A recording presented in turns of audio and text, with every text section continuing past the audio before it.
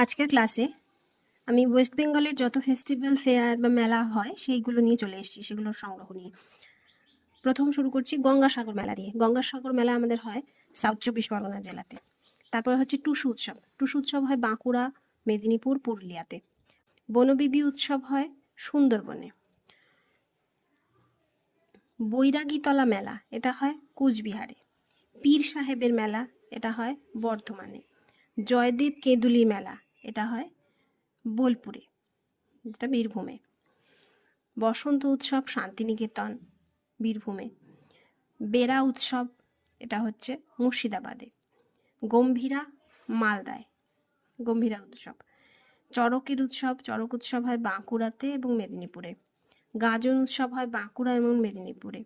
ভাদু, পুরুলিয়াতে, ভাদু পুজো হয়, ভাদু উৎসবটা পুরুলিয়াতে হয়, ভাদু ফেস্টিভ্যাল। রাস উৎসব, রাস উৎসব বিখ্যাত উৎসব নদিয়ার এবং কোচবিহারেও হয়। মদনমোহন উৎসব নাম, কোচবিহারে যে উৎসবটা, রাস উৎসবটার নাম মদনমোহন উৎসব বলেও পরিচিত।